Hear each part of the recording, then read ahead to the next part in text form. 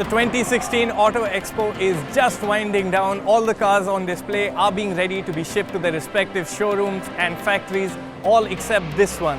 This is the all-new BMW X1. It's an important car and one that I have been itching to get behind the wheel of. I've got the keys to it and I'm going to be driving it straight off the show floor to bring you the very first review of the new X1 in India.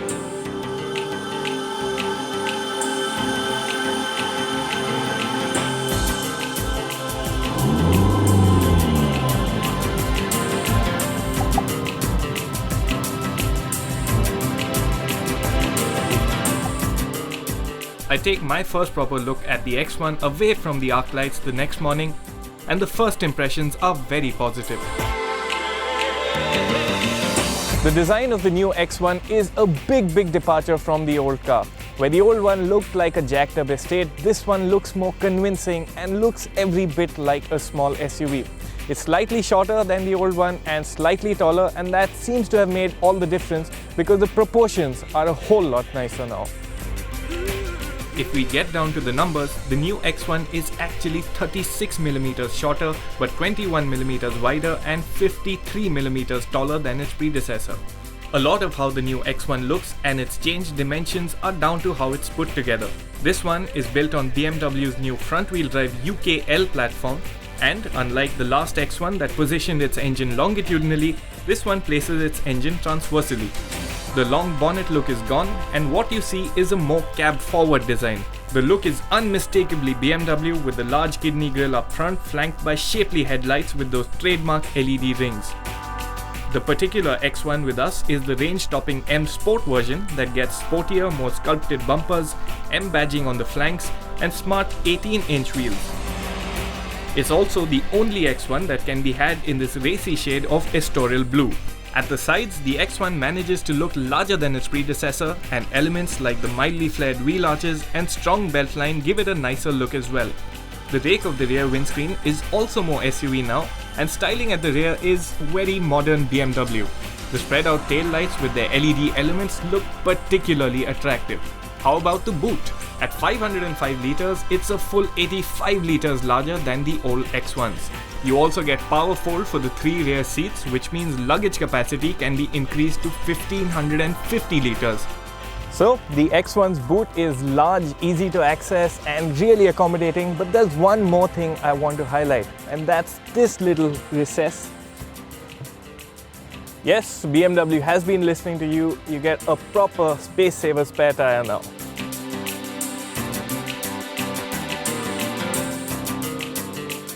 The good news continues inside the cabin as well. Now, anyone who's been in the old X1 will immediately find themselves sitting a lot higher here, and as a result, visibility is really nice. It's significantly better than the old car. What also helps visibility is that the dashboard is nice and low. The dashboard is typical BMW fare, so it's neat, clean, uncluttered, but it does look a bit too much like the other cars. Cabin quality on the whole is good. There's these nice padded plastics on the dash top, but there are a few areas where the X1 could have been better. For instance, on the door pockets where the plastics are hard and don't feel all that premium. No complaints for this M Sport version's nicely contoured powered front seats though. They look rich and offer great support. The M-Spec 3-spoke steering wheel complete with paddle shifters also adds a great deal of sportiness in here. Talking equipment, the M Sport also gets heads-up display, panoramic sunroof and a high-res 8.8-inch display for the iDrive infotainment system. There's navigation and onboard music storage too, but sadly no reverse camera. Time to get into the back seat. One of the advantages of BMW moving from a rear-wheel drive platform on the old X1 to a front-wheel drive platform on the new X1 is in interior packaging, and that is most evident when you sit in the back seat. As you can tell, there's plenty of knee room, which is something you didn't get in the earlier car, and mind you, the front seat is set to my driving position. There's generous amount of headroom as well, and it just feels a lot larger than the outgoing car.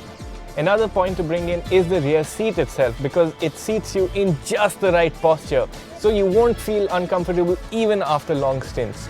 So it's more spacious and more comfortable, but how is the new X1 to drive? A bit about the mechanicals first.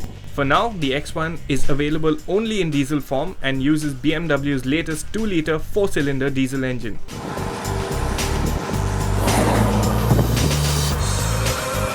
Peak power is an impressive 187 bhp and max torque is a strong 40.7 kgm.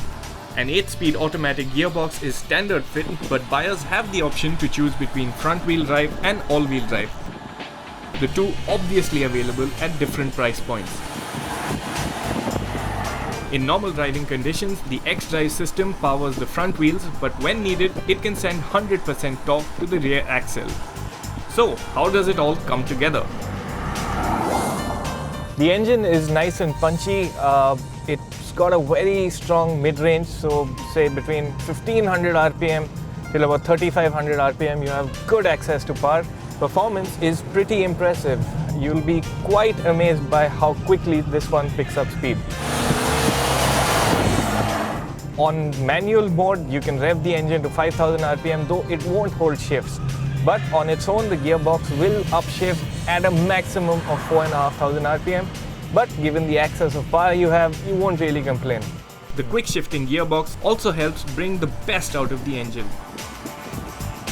The gearbox works well in auto, and the paddle shifters really are very responsive.